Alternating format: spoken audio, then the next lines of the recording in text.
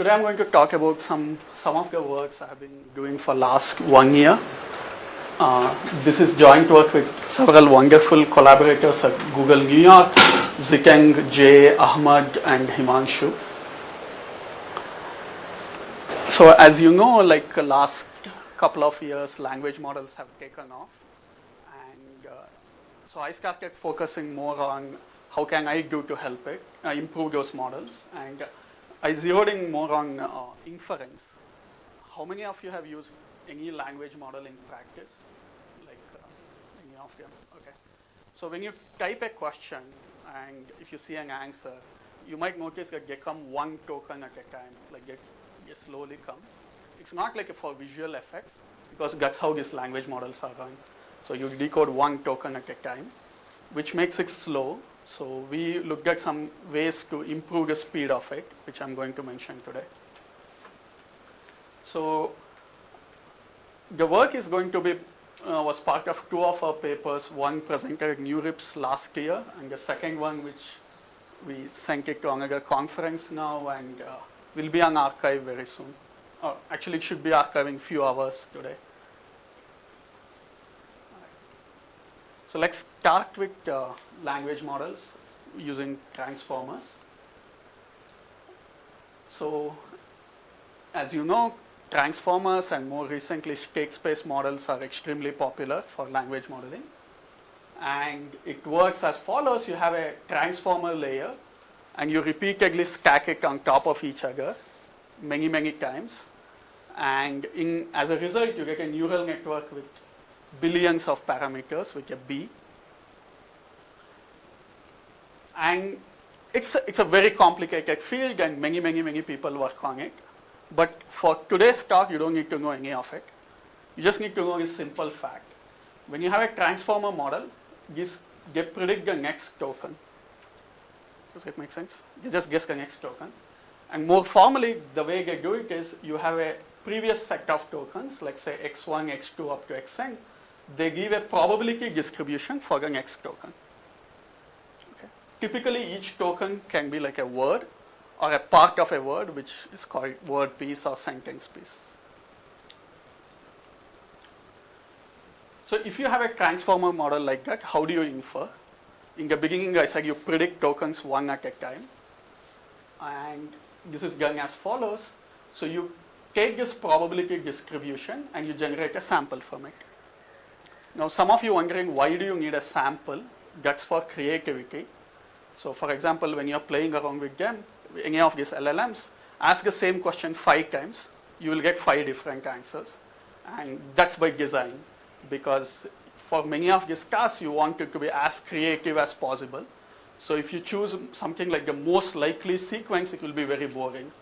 Like if you ask who is Barack Obama, it will be he was a president of United States, full stop, done. But you want more creativity, you want a story, so that's why they go with a sampling process. Let me, just in case it's not clear, I'll give a simple example. Let's say I ask it a question, how to speed up decoding. It generates probability of next tokens. Okay. Usually it's over a vocabulary which is very large. Good. Thank you. Vocabulary very large. Here I just have few of them. And we generate a sample. So here in this example, it's a probability distribution over 3 symbols, 0.5, 0.3, and 0.2. You choose sample according to it. Let's say you got the first one. You feed it back in. You do the same thing again. And let's say you sample ARER. You repeat it. Let's say you get many, and so on. The key thing I want to notice is it doesn't always choose the most likely token. You choose one of them based on a probability distribution. So another thing you want to remember is, as I said, there are billions of tokens. To get a single sample, meaning to generate, let's say, the token there, you have to go over all the billion parameters of the language model. And this process is very slow. So a natural question is, how do you improve the speed of generation? there are many works in this area. There are efficient neural architectures like Performer. There is compression, which plays a big role. But today, I'm going to focus on something called speculative decoding. Has anyone heard of it? Okay, few people, okay. No worries, I'll go over it. So before I go there, I'm going to simplify it a bit more. I take a step back. Let's think like a CS theory person or an information theory. Let's come up with a black box model which will help us design algorithms. I'm going to ask you a question. So imagine I give you a context and I ask you the probability of the next token. In another scenario, I'm going to give you some more questions, context, and I don't just want the probability of the last token. I want the probability distributions given each partial context. So here I'm just looking at one probability distribution. Here I'm asking for 3. Which one do you think is faster? First one, right? How much do you think the second one is slower? Huh? No, it's going to be almost the same as first one, maybe just a little bit of extra.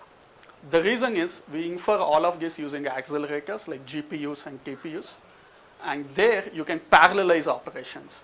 So this is essentially parallelization along a time step. So even though you do more compute, technically, you can do it in parallel, therefore it doesn't cost anything. Okay?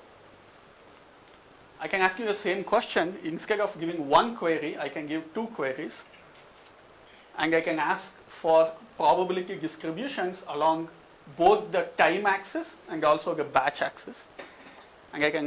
And if I ask you again which one is faster, you would say the first one is faster.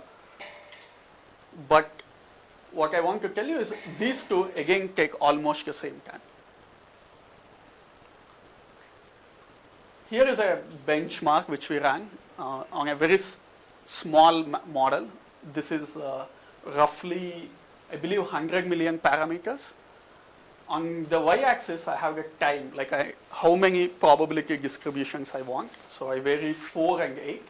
And I increase the batch size from 1 to 8. Notice that the additional time it takes relatively is just 1%. Of course, if you increase length and batch a lot, like 8 and 8, you do see a slowdown. But it's not 64 times slowdown. It just maybe extra 50% slowdown. Any questions? Yeah? Yeah? So are you saying that you pick the most probable sample and then do the decoding parallelly for them? Like how is the second scenario generated? Maybe one previous to that. Here? Yeah, the right side. No, I come up with some sentence and there is no sampling at this point of time. I just give you some sentence and I just want a conditional probability after each token. Yeah. This is not for generation, but you can do whatever you want with this output, right? And we will use it anyway. Yeah. Just get answer? Yes. So is it a joint probability distribution for 3 words? No, this is conditional given the past. So conditioned on how to speed up decoding, these are the probabilities. Conditioned on how to speed up decoding, these are the probabilities, and so on. So each one sums up to 1. Anything else? Okay. Right. So we have a computation model which holds true in some scenarios. So let's see how to use it. So this is a work which came out last year. It's very well used, and if you go to Twitter, some folks will even say every practical usage of language model should include one of these techniques. So it's called speculative decoding, and the idea is you first guess and you verify. So you don't sample exactly as before. You first guess and then you verify. Okay, I'll explain it in a minute. But what we did was, instead of looking at just as a sampling, we related it to optimal transport. And I'm going to explain these prior works in this context, like in the context of optimal transport. I need some notation. So I'm going to use MB, B for big, as my large model, which I actually care about.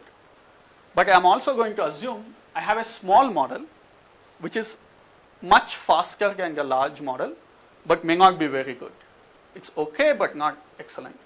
And I'm going to call it MS, S for small.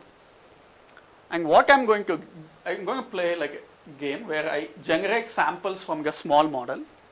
And this is going to be fast, right, because it's a small model. But then I'm going to verify it using the large model. And to verify, I'm going to use the parallelization, which I mentioned before. Okay? If it's not clear, don't worry, I'll come to it in a second. So here is a basic idea. So imagine the context is this paper will. Using a small model, I'm going to generate next guesses for next few tokens. Like say be liked for some tokens. And as I mentioned, small model is much smaller, so it's very fast. I can do it efficiently. Then I'm going to compute the probabilities of condition on all these contexts using a large model. And how do I do that? I do what I was talking earlier. I'm going to compute the conditional probability, compare condition on this paper will be, this paper will be like, and so on. So I compute 4 probability distributions at the same time because I can parallelize, so it's efficient. Once I do it, I'm going to do something called draft selection, which is the main content of this talk, where I'm going to decide which of these tokens to keep, which one not to keep. In some sense, it's saying which ones the language model actually trusts it and which ones are fake. Okay? And once I do that, I'm going to, let's say here I selected be liked, I'm going to add it to my tokens and I continue the iteration. What I want you to notice here is we ran a large language model only once, in parallel, but only once, and I decoded 2 tokens.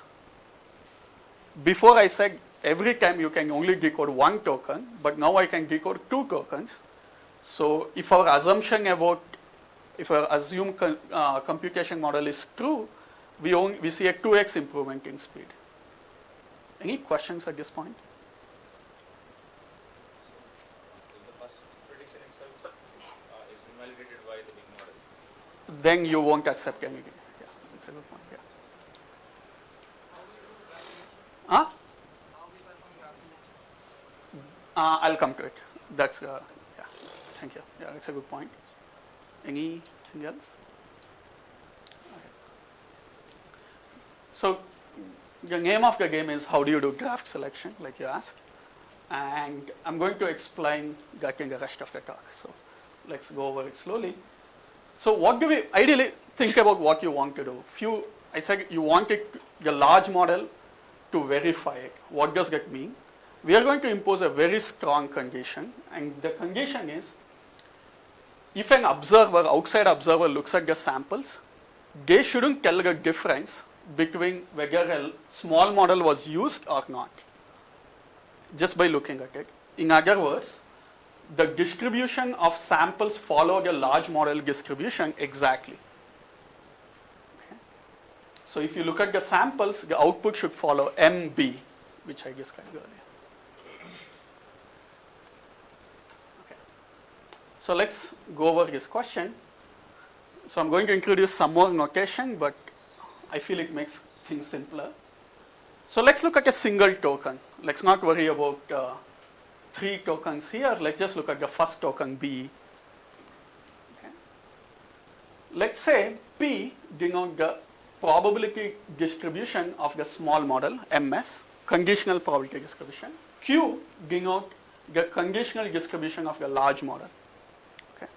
What we have is a sample from P. Let's call it X. Okay. And what we care about is to get a sample from Q, the large model Q, right? and let's call it y. And if you want to actually get a lot of speed up, these two should be the same. Okay? Does that make sense? Because if it's same, you can accept and you can accept more and more. Okay. So the question is, how do we do this? Has anyone seen this question before? Yeah? Maximize the probability of x being equal to y on expectation, right? On expectation, yes. Correct. It's all in expectation, yeah. It's a classical sustained distance generalization. Correct, correct. It's essentially optimal transport or Wasserstein-Giskens. Some of you might have also heard the word coupling in statistics, like maximal coupling. It's a standard problem. But if you haven't, let's derive it in the next slide. So one natural way to do it is via independent sampling. What you do is, you forget you have x, you generate a random sample from the large model. Okay, so let's call it y. So let's do the math. So probability of x equals y is sum over all symbols x. Both of them are x. X and y are independent, so I can dissociate the product as product of probabilities. And the first one is px, second one is qx. So probability of x equals y is sum over x px comma qx. Px times qx. Right? Can we do better? And the answer is yes, we can. We can do it better using Wasserstein-Giskens optimization or coupling. And to do that, we need to talk about joint probability distributions. So let's say pi is a probability distribution over the product space x times x. And it satisfies two properties. If you condition on, if you sum over y and compute the marginal over first, it should look same as the large model q of y. If you sum over y, and compute the condition on the first symbol, you should get the small model probability. And how do you use it if you have such a pi? Okay, if you know p, you know q and pi, you get a sample x according to p. You can just compute a new sample according to pi of y given x. Okay, so pi is a joint distribution, so I conditioned on x, right? And if you take expectation in a distribution sense, then the output will be same as q. But perhaps we can do better by computing pi that maximizes probability of x equals y. Any questions? Okay. So this is just maximal coupling. Okay. Why is it easy to solve? If you don't know, if you haven't heard that term, we'll make a simple observation. Probability of x equals y is sum over all symbols pi of x comma x. This is the thing on the diagonal. And it's a linear function of pi. The constraints you have are also linear. So it's a linear program. So you can solve it in polynomial time. And you can just write a code to do it. And you can show that the best pi has this property, which is probability of x equals y is sum over minimum of p comma q. There is a comma missing here. It's summation over minimum of p comma q, which is same as 1 minus total variation distance between p and q. Okay. And if I go a slide back, we did computed the same for independent sampling, where it was sum over p times q. But if you do the proper maximization, you get sum over minimum of p comma q. Notice both p and q are numbers between 0 and 1. So therefore, the product is less than the minimum. So when you optimize, you actually see a benefit. Okay. All right, let's go. So how do you do this in practice? You don't want to solve this linear program every time. It's a very simple algorithm. If you have seen rejection sampling, it's somewhat similar but not the same. So if you get a sample x with some probability, which is minimum of 1 comma q by p, you keep the symbol x. If not, you sample from a residual distribution. Okay? And it's a nice homework problem. You can verify that this is in fact the output y is a sample according to q, and probability of x equals I is given by this equation. Okay?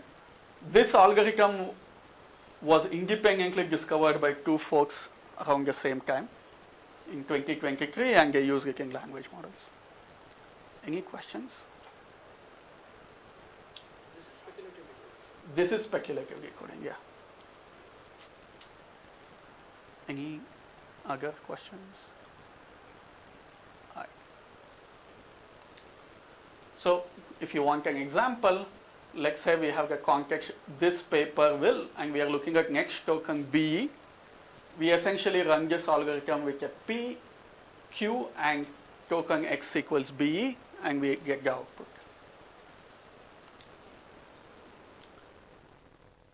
So, to go back to your question earlier, if we don't accept the first token, we don't get anything. But if we don't accept, we can always get one free sample from residual distribution. So here we accepted 2. Since we rejected the third one, we get one free sample from the residual distribution.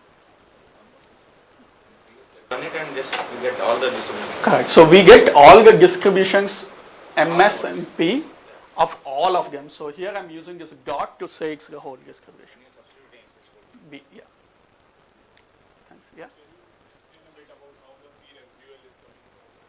How it is coming from? That's a good question. So what you can do is, so you can look at, so if you go over, so you can do it in two ways. One is you can write pi, and you can write it as pi of y condition equals x, condition on x equals x. That will turn out to be this. The other one will be p res.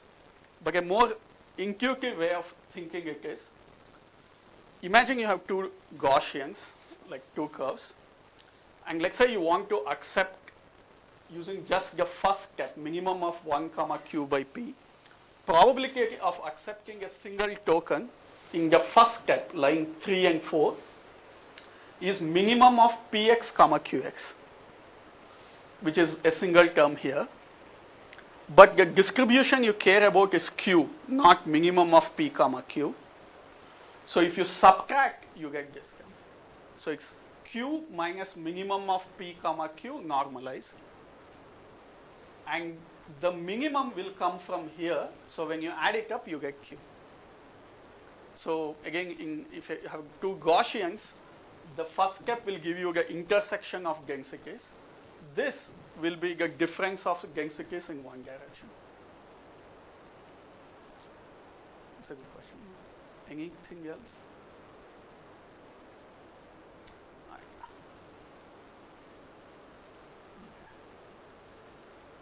So I have an example, but we can go over it fast. We first run it with condition on this paper will. And let's say we accept it, we can do it with this paper will be again. And you can repeat till we reject a sample and get a sample from a residual distribution. And to go back, the output sequence always follows a distribution of large model, so no quality loss. Sorry.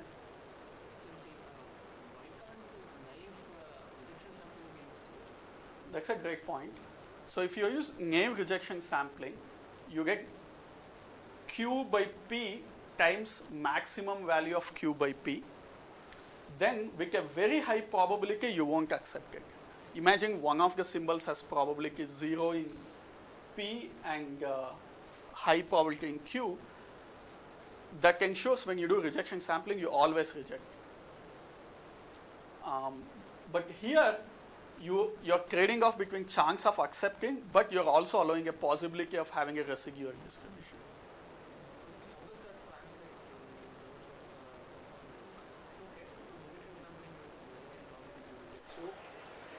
It only works if P by Q is well bounded. But in practice, we don't know, right? Otherwise, it won't give any speed up. Yeah. many times. And when you sample many times, it makes it slow. Yeah, that's a very good point. Yeah. That ratio gives you roughly how many times you have to sample. We don't want to make an assumption. That's why we use speculative. Good points. So I'll answer your second question first. So usually P and Q will be same class of models but different sizes. So you can say if P is a 100 million parameter model, Q will be 1 billion parameter model. So it's trained on same data, but just you have two different sizes. But there is a recent work, a couple of works which do it again simultaneously because research happens so fast nowadays, where they do distillation from Q with this loss. Instead of cross entropy, they use this loss and they show it works better. Yeah. But you don't need to do it if you don't want the extra improvement. No, This right? small model is generally like some form of a big model. Correct. They would kind of boost out the model. That's a good question. So just to confirm, when the independence is only in the last step of sampling, you can have them to be exactly the same, but you can still do independent samplings, right? So the independence is not over computing the conditional probabilities. It's more about sampling afterwards. So even if they are exactly the same, you can still get two independent samples. But that's a very bad scenario for independent sampling, right? Because if P and Q are the same, this will give you me a number less than 1, but this will be exactly 1. If P equals Q, minimum of P comma Q equals P. When you sum over all symbols, you get 1. So you get like almost infinite speed up, theoretically. Anything else? All right. Okay. So just to confirm, I hope I convinced you, the distribution does not change. So for an observer from outside, you don't know whether this was used at all. So it's a free improvement without any quality loss. And going back to your point, if two model distributions are very similar, you get faster decode. And in my mind, that's the approximation I use. You essentially have to pay how bad is your small model. If it's really good, you don't need a big model at all. So in that case, you get a lot of speed up. Okay. And what we showed in our paper, again, it's not hard because we know it's called maximal coupling and Wasserstein distance. This is also optimal in an information theoretic sense. You cannot come up with a better speculative decoding if you take this particular token approach. Okay.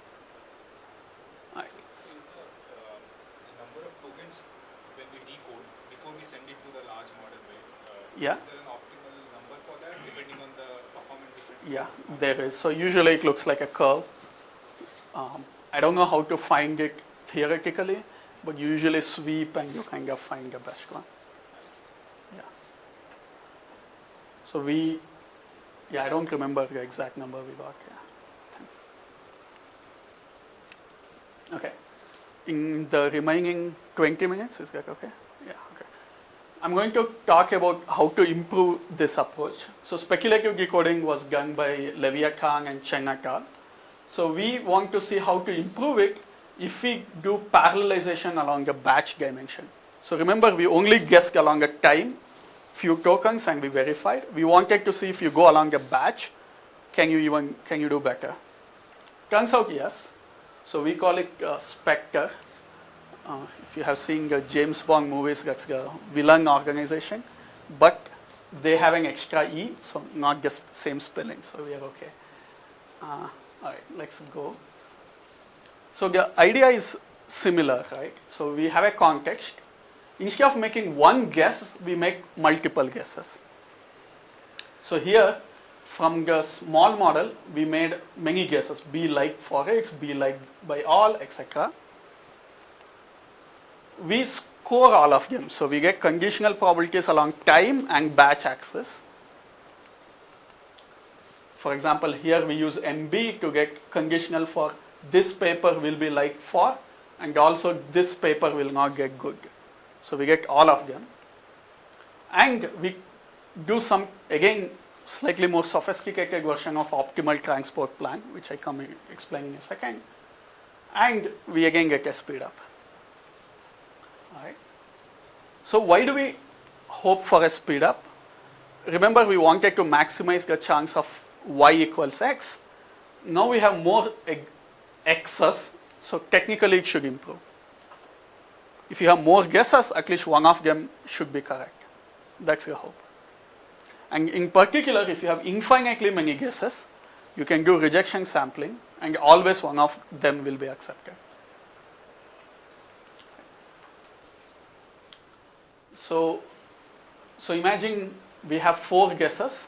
The way we do speculative decoding here would be you take 4 samples, x1 through x4, sample according to P. We want a sample y from Q, and the goal is y is 1 of x1 through x4. So you accepted one of them. Okay. And let me go a bit quickly. So we can again formalize it. Given x1 through xk, sample according to P, and output, we want to output y according to Q, such that y belongs to the set x1 through xk. Any questions? All right. So I mentioned before it was a linear program. We'll get a linear program here too. So we want to maximize the expected value of this indicator random variable, which is a linear function of pi. Okay. The constraints are if you marginalize over, or if you sum over y, you should get the product distribution of first k tokens, which is according to P. If you sum over x to the k, you should get the output distribution for Q. Okay. Do any of you see any problems with this approach, this question? So it's a linear program, so we should be able to solve it. Is there a catch?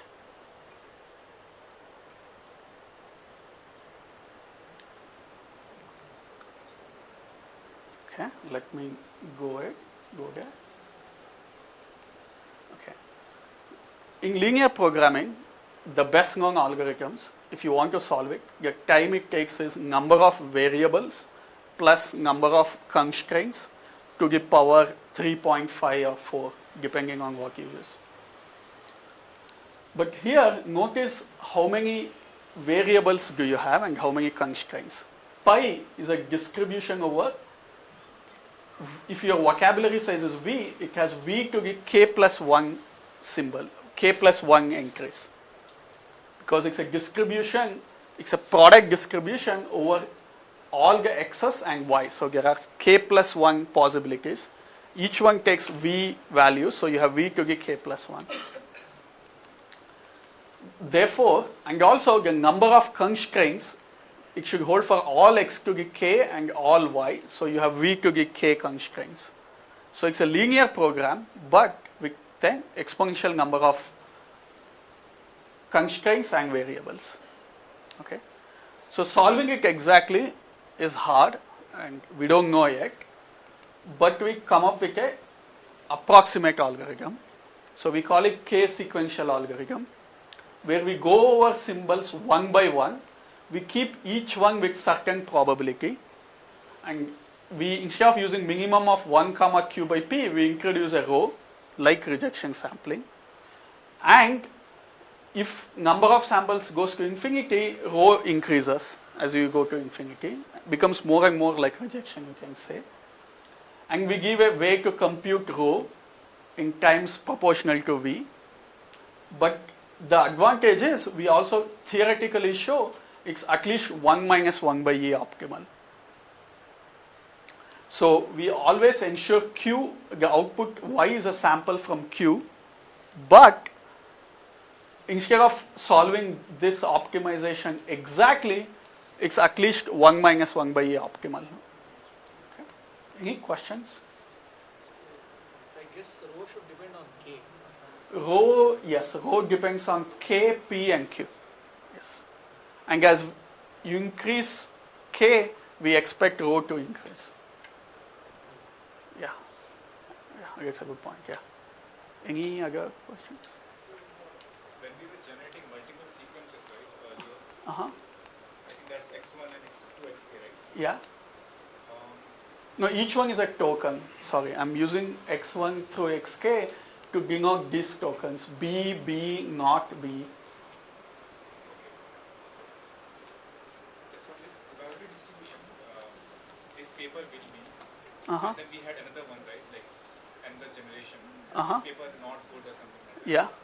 And then each of those sequences would be fed through the larger model to get another probability distribution. Correct. You get, in this example, you will get 16 probability distributions. Right, so, 4 times 4. so you had mentioned only one by. Oh, because we are looking at first token. So what we, I'll explain it in a second. I understand your question. So let's work it through an example. So we first look at first token. Here, x to the k is B, B, not B. And we select one token, turns out to be B. So now we can keep all these sequences and reject this one, the not. And in the next step, we'll just continue the ones we selected before. Does that make sense? Yeah. Any? No. Previous question, that just like you optimize over batches, you can optimize over different big models also. That's a good point. So I guess it's a very good point. The math won't change. Instead of doing it across batches, you just do it across the outputs given by different models. You can do it for small model. You can have different small models, but big model I have to think it through. Because our guarantee is that the output is always a sample from one big model. That changes. That changes. But you can have multiple small models. No, but if you assume that the distributions of tokens across all big models is the same, Then, okay, yeah, maybe, yeah. I see what you're talking about. Yeah. I agree. Yeah, that's a good point. Thank you. Any other questions? Can you go over how is the constraint with probability, number of constraints? Number of constraints? That's a good point. So we don't, I feel the easiest way to explain it is, since we are not getting the exact optimal, we can come up with an approximate algorithm. Okay, so there are two questions. How do we show we satisfy the constraint? And the second one is, how do we use it to design the algorithm? Designing the algorithm is a harder question. Takes me longer to explain. But to tell you how we satisfy the constraints, it's not complicated. It can be shown. Essentially, if you look at what's the probability of accepting the first token, you can show it's minimum of P comma Q by rho. Okay, and you can do the same thing for all the tokens, K tokens. So each one will be minimum of P comma Q by rho. But we want a sample from Q, so you can, algebra mostly, your residual distribution will be Q minus minimum of P by Q by rho to the K. I'm sure this is incorrect, but roughly that's the idea. Does that make sense? The other way to think of it as rejection sampling. If you have infinitely many samples and if you set rho to be very high, minimum of 1 comma Q by rho P will be always Q by rho P, which is same as rejection sampling, and it works. Any other questions?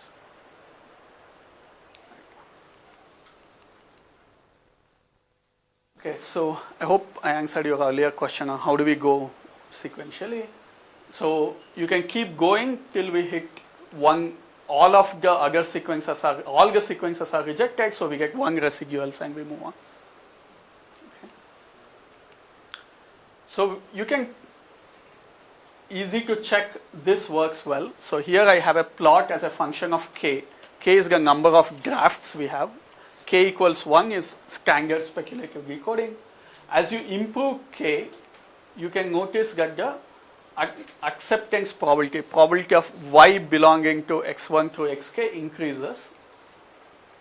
The solid line is the optimal answer, which you can compute via linear programming, and it takes a lot of time. Our approximate algorithm is okay, it's not the best, but it tracks somewhat close to what's the optimal is. This is a very simple experiment over Bernoulli distributions, but we also repeated it over POM2 models. So we chose a POM2 gecko as a small model, POM2 bison as a large model, chose a standard 1 billion language benchmark data set, and here we vary k and L. K is the number of guesses along the batch, L is the number of tokens along the time, and speculative decoding gives you a wall clock speed up of 1.67, but our algorithm will improve it to 2, and it also works as you increase L. The other thing I want to highlight is the block efficiency. Block efficiency is essentially the theoretical speed up we get. In other words, if your small model was free and if all our assumptions hold, this is the speed up we will get, 2.4, 3.1, etc. But the wall clock is not as much as it, but it tracks it closely. Okay. Any questions?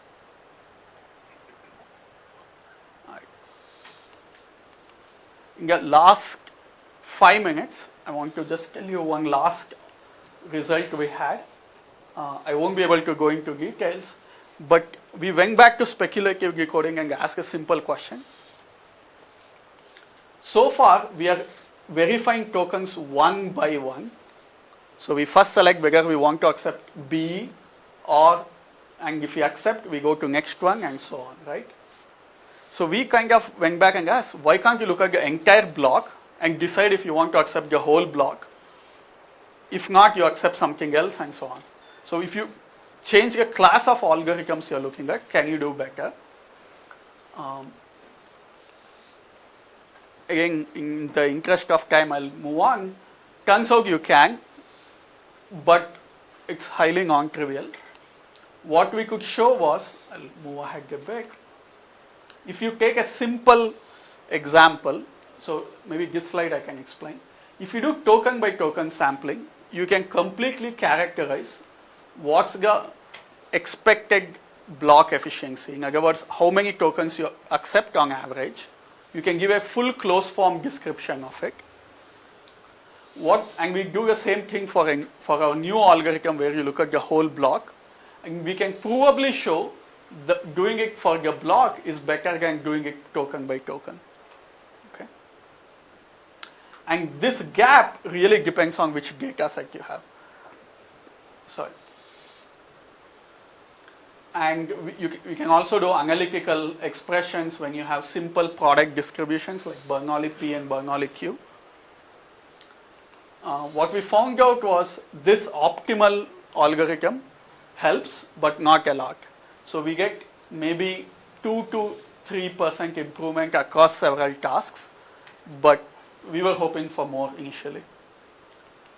Anyhow, that's it. So today we talked about a more principled framework to study speculative decoding via optimal transport. I mostly focused on one extension, which is how do you improve it further if you can parallelize along the batch axis. But we also have this new block verification algorithm which you can check out on arXiv. Thank you.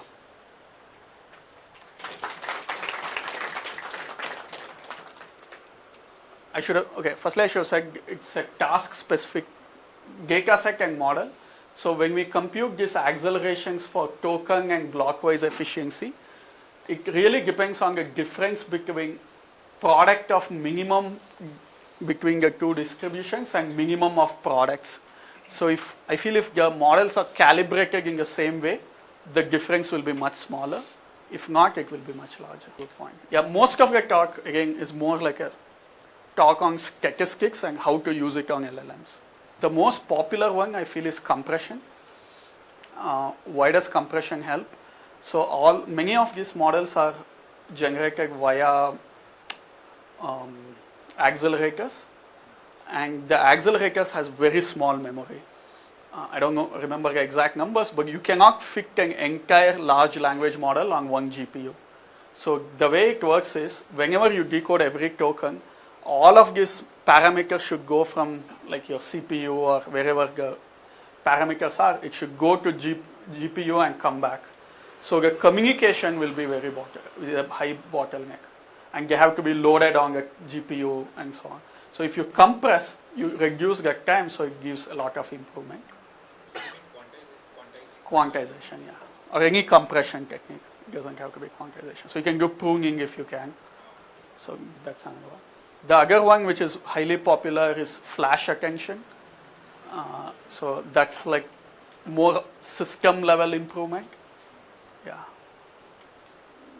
that's the ones I can think of. More on the algorithm space, but you can always do a lot of improvements on system side.